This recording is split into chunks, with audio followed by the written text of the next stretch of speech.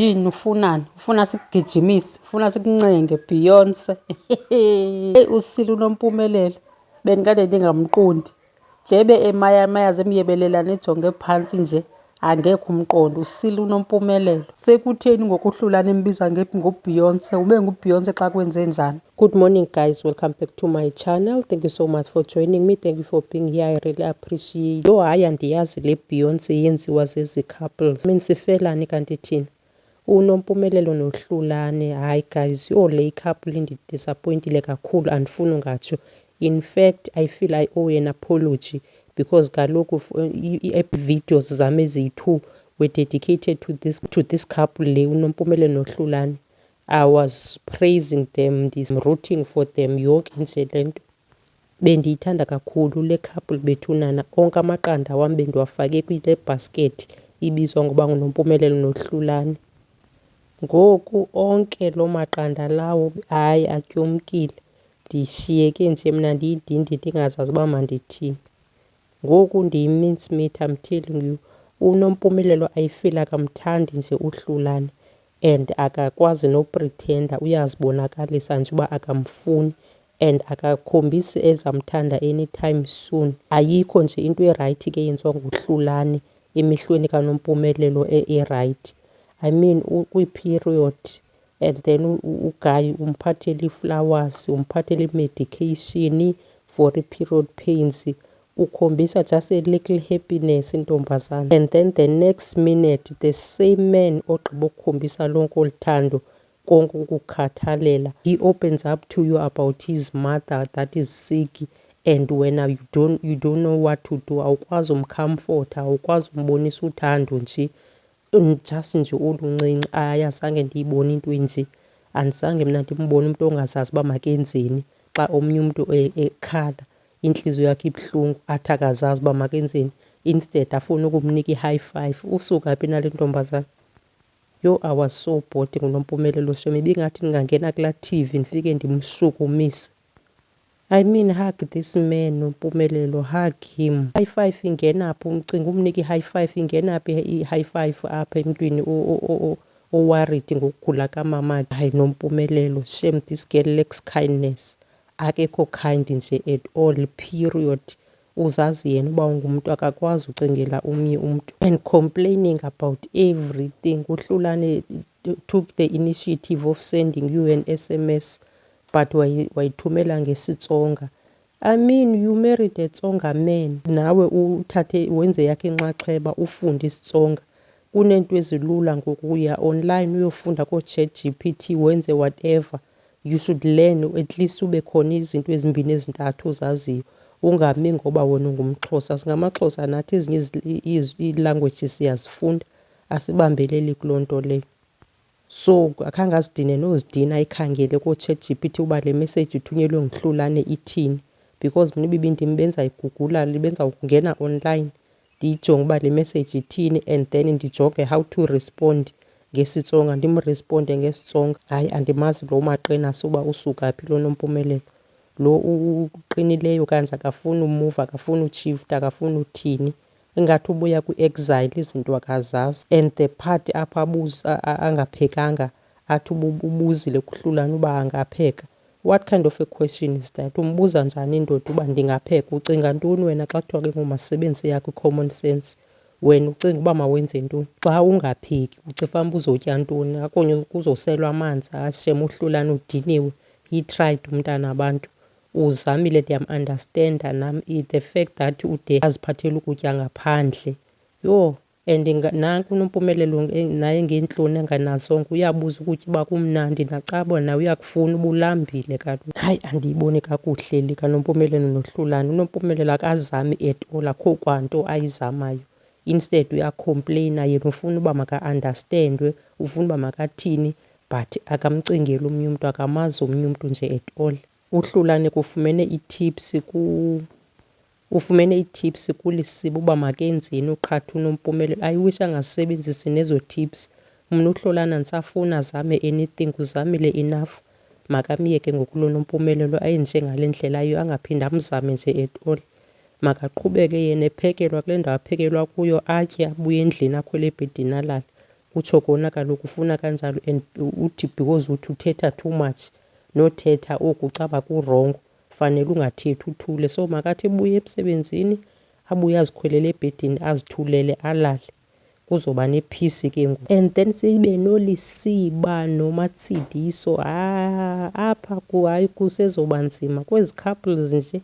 uLisiba kuhambile wayogrova igroovist yethu, akabuya akalala endlini, akavuke ekuseni abuye kuloo ndawo alele kuyo, waqhubeka waspenda imini yonke wayobonakala late, akafowuni, akachazeli mntu, akathini, uzithulele nje. Yho hayi udyakalashe akazuyeka uba ngudyakalashe kuba sokatshati, uzawuqhubeka abe ngudyakalashe. Nankoku uLisiba uyazikhombisa le nto ebeyiyo, akakhange atshintshwe ngumtshato. And the fact that akaboni into erongo kuyo yonke laa nto ayenzileyo, ayileyo iyandigqiba. Ngongabuya endlini awuboni into irongo, shem. And unika i-explanation nje eveyigi uba ulele phi Lisiba, ulele phi, wavuka wahlala kule ndawo ubulele kuyo, awuvuka ubuye ngani, awufowuni nofowuni uthi uba uphi wenzani. Yho hayi kunzima apha. I'm glad shem uMatsidiso stopped giving him isika lekhekhe. Urayithi ayeke cause wow, this guy has a childish behavior. Nayo le couple iyafana nje noHlulane noNompumelelo. Hayi akukho yayo, hayi andiyiboni ibhekela phambili. uEsethu noPrince, yho yiwishiwishi apha lena bakuyo shem, ayingomtshato lona at all. uEsethu, please do not entertain this guy, do not entertain this shame called marriage. I mean this guy wenze idrama ngee-messages zakudala, wenza idrama, wapakisha iibhegi zakhe wahamba wakhulula kuziringi wathini. Kanti yena uyazazi uba kunentombazana afowunelana nayo athethe nayo right in front of umfazi wakhe, kodwa phofu aphinde athi yena uEsethu akafuni abe nee-friends, akafuni uEsethu abe nee-male friends, whereas yena nee-female friends. Liphixiphixe laphi na eli nabethuna nale xoki lexaxavethi linguPrince. I feel like this guy is not genuine nje at all. Andimazi buzokwenza ntoni apha. I feel uya-acta nje kuyo yonke into ayenzayo. Kusezoba nzima apha. I wish uEsethu nje bebemphere noHlulane. Umhlambi ngekungcono uba uEsethu bebemdibanise noHlulane, but kulona uEsethu uPrince hayi andiyiboneli izawubhekela phambili. Zontathu nje ezi relationship, in fact zonke, nale kaLorinda noO'Brien baxabanela into engekhoyo. Bane-argument enkulukazi ngenxa yokurhona qha kukaLorinda. Yebethuna ndingade ndixabane kangaka ngenxa yokurhona kuliwe. Zininzi into endingalwa ngazo, nilwela uba kurhonwa. Umntu wakho xa erhona kaloku uyamvusa, umceba lala kakuhle, awulelanga kakuhle, asaguquka umhlawumbi alale ngecala, iphele indaba kuqhutyekwe nelife. Ide ibe ikheyisi enkulu kangaka, yho kulahlelwe kuzingubo ngapha zithwe fuxu ebantwini ngenxa yento nje encinci. OoBrien akwate athathe kuzimoto aphume ngomsindo. Yeyi hayi incinci into enixabanisayo, andifuni ungatsho. So umhlawumbi uO'Brien xa uLorinda erhona ufila ngathi ulele nenye indoda, inoba kwenzeka ntoni njeba ade akwate kangaka. Unoba ucinga uba ulele nomnye utata endlini. So lo mrhono wakhe caba uyamothusa kangaka. And nale nto bathetha bobabini andiyivisisi, kaloku anikwazi uthetha nobabini. Omnye fanele athethe omnye amamele. Le yoba nithethe nobabini ngexesha elinye and then uO'Brien uthi andikoyiki, kanti befanele bumoyike na-O'Brien uLorinda. And also why do you feel the need yokumxelela uba awumoyiki? Utheni ngathi uyamoyika nje xa sesiyithethela phantsi iO'Brien? Ungathi uyamoyika xa sesiyithethela phantsi because uyambona uba uLorinda akacingi, akathathi nonsense. Hayi mna ayikho nje i-couple endine-faith yayo apha uba inoko uba le ingaqhubeka ingapasa, ayikho nje at all. Zonke nje ndisendibukela ndimane ndikhuza nje, umsebenzi wam kukhuza. Andinayo i-couple endithi le ndiyayithanda, le yi-favourite yam, I'm rooting for this one. Hayi andinayo, ndibukele nje ngoku ndihamba ndingodludla, ndihamba nabahambayo.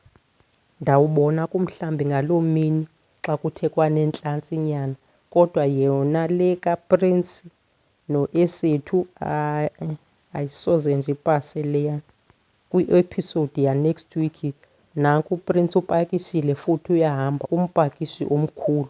Ndandithe kwividiyo endandiyenzile ndathi lo yi-flight risk, yilaa nto kuthiwa yi-flying squad. Xa kukhona nje into angayivisisiyo yena uyapakisha. So yena urayithi enze izinto azenzayo, afowunelane namantombi phambi esithu. Xa ikhona into yena angayithandiyo uzawupakisha aphume ahambe. Ngumpakishi otheni lo ungaka awenzayo?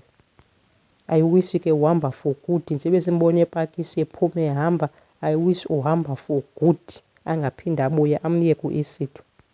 Kutense nje kule veki izayo uBrian uboniswe elila. Yho, indoda engaka elila ibethunani isidlakele singaka siyalila. Kungohlulane, umntu uyaphuma uphuma ahambe, uyabuza uNompumelelo ufuna uthini, ufuna ucengwa, akasange uNompumelelo uthe xhu. Yho, hayi shem ii-expect zethu kule season inoba nazo azisayazi ngoku zijongene nenye into le, ezi couples ezi zonke mani zonke kubi nje, akho nto idibanayo, akuhlangani. Okay guys, mandiyibeke apha ke le video yanamhlanje. Bendireviewa uMarried at First Sight, i-episode yethu yesi-5.